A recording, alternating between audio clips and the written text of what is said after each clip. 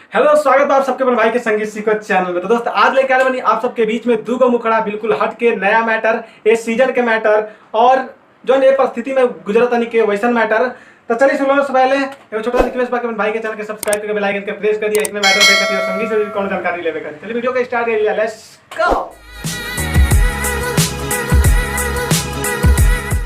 तो दोस्त आप सबके बता दी कि पहला जो मैटर बा उ बा धान के सीजन पर। जैसे धान रोपल जाता ना, रोपनी के पे मैटर ही बा।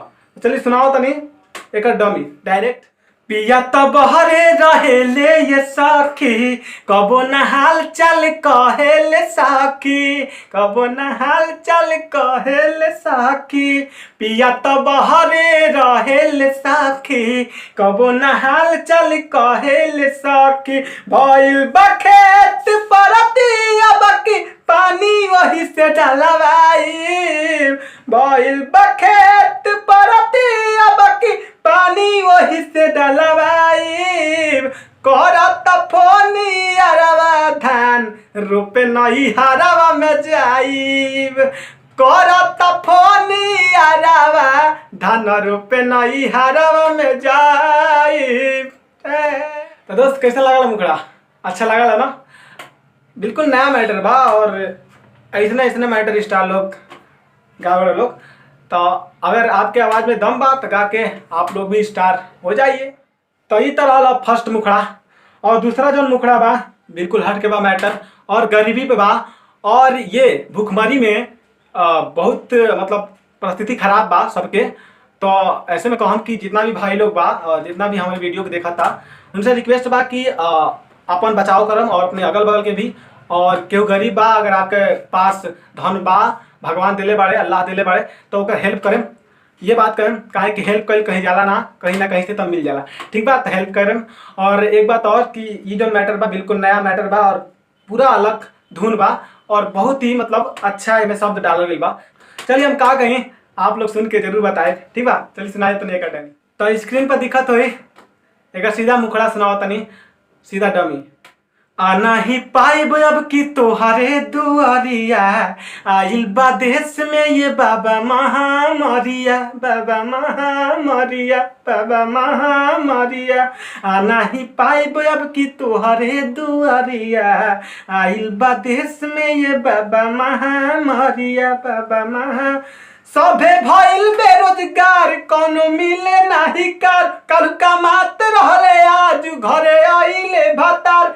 आइल बाटे सबके ऊपर भूख मरिया ना, मिटा दवा के बीमारिया ना, फेरी दबाबा नजरिया ना, कहेल सगरो कांवरिया ना, फेरी दबाबा नजरिया। तो दोस्त आप सबके बता दी कि बिल्कुल नया बा और एक डमी भी हम सही से नहीं दे पाओ और पसीना भी ज़्यादा चुहता। तो वीडियो बनाने में परेशानी तो होते बा, लेकिन फिर भी एक बार और कोशिश करते नहीं। ठीक बा, लो स्केल में सुननी है, अब हाई स्केल में सुनाने की कोशिश करते नहीं क्योंकि नया धुन बा और बनावल इतना आसान ना आप लोग समझते नहीं कि कोनो एगो गाना के लिखत में पहले तो लिखा, दिमाग लगाव का शब्द डाली, फिर ओकर बाद धुन बनावल बहुत मेन बात होला कि धुन जब तक धुन ना बने, जब तक ओकर डमी ना बनी तब तक म्यूजिक ना बनेला। और बहुत आसानी से सिंगर लोग बोल देला, जो भी कॉल करेला कहला कि पहले डमी भेज दो, पहले मुखड़ा भेज दो, फिर हम पैसा कराएं। तो ऐसे में केहू के पास ऐसे हम ना कर सके नहीं।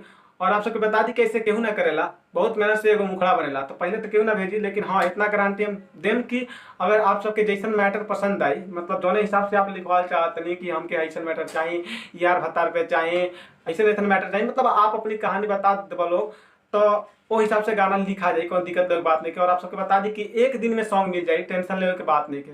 ठीक है, हमारे यहाँ से जैसे मान लो कि सुबह में पेमेंट करे लो शाम तक, या कल सुबह 10 बजे से पहले, 12 बजे से पहले, तो हम लोग के सॉन्ग मिल जाए।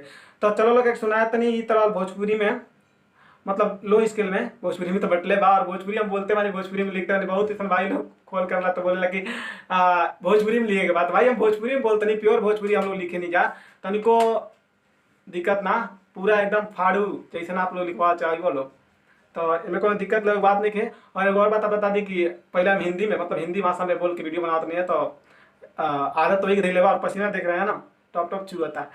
तो हैबिट अब धीरे धीरे बनता और बन जाए और हम निके बोले नहीं के भोजपुरी पूरा भोजपुरी हमेशा बोले नहीं के, लेकिन का होला कि कैमरा के सामने अइले में थोड़ा भोजपुरी शर्म लगेला, लेकिन फिर भी देखिए आदत हो गई बा तो कोनो दिक्कत नहीं है। तो चलिए सुनाओ तनी फिर से। ओके डमी नंबर सामने बा, यही नंबर पे आप कॉल कर सकेला लोग कोनो भी टाइम 8 से 12 बजे के बीच में दिन में, ठीक बा। चलो सीधा एक डमी सुनाओ तनी पहले एक बार और हाई स्केल में, जेकर बाद ले स्केल में गाओ फिर वो गा सकेला, हाई स्केल में गाओ बा तई गा सकेला। आ नहीं पाइब अब कि तुहरे दुआरिया आइल बा देश में ये बाबा महामारिया, बाबा महामारिया, बाबा महामारिया। आ नहीं पाइब अब कि रौरे दुआरिया आइल बा देश में ये बाबा महामारिया, बाबा महामारिया। सभे भइल बेरोजगार कोनो मिले नहीं कर, कालू रहल कमात घरे आइले भतर, आइल बाटे सबके ऊपर भूख मरिया ना, मिटा दया के बेमरिया ना, फेरी द बाबा नजरिया ना, कहेले सगरो कांवरिया ना, फेरी द बाबा नजरिया ना। बता दीजिए आप सबके कि मुखड़ा बहुत काफी लंबा बा, घिजत में उतना मजा नहीं किया, जब म्यूजिक भराई ना में तब और अच्छा लगी, और मैटर तो समझ में आता कैसन बा, अच्छा बा। तो आप सबके बता दी कि केहू सिंगर भाई के अगर सॉन्ग ले भाई मैटर ले तो दोनों सॉन्ग आपके 1500 में मिल जाए, जो कि एक एक गाना के 1000 रुपया लागेला, लेकिन कुछ मैटर ऐसा बा ताकि ऐसे दूसरे लोग के सीख भी मिली और एक दूसरे के केहू हेल्प करी, और इस सिचुएशन के सॉन्ग बा। तो 1500 में आप सबके 2 सॉन्ग मिल जाए, और केहू भी सिंगर अगर सॉन्ग लिखवाल चाहता तो 1500 में 2 सॉन्ग हमारे यहाँ से मिल जाए, न्यू ट्रैक जैसन भी आप मैटर बता ले लोग तो सॉन्ग मिल जाए, ठीक है। फिलहाल में ये मतलब ये सॉन्ग के केहू भी सिंगर ले चाहता, और जो सिंगर सबसे पहले कॉल कर दिया हमारे पास नंबर सामने बा, उनके ही सॉन्ग मिल जाए, ठीक बा। तो आज की वीडियो ये बा, आशा करके आप सबके अच्छा लगा तो लाइक कमेंट शेयर करिए, लोग भाई के प्यार दिए लोग पहला की तरह हमेशा की तरह। तो फिर मिले नेक्स्ट वीडियो में, और कोनो भी बात कहे कोई या फिर कोनो भी वीडियो मतलब के बारे में जानकारी ले कोई संगीत से जुड़ा तो बता दिए लोग, कमेंट बॉक्स में कमेंट कर दीजिए लोग। तो आज की वीडियो ये बात, फिर मिले नेक्स्ट वीडियो में।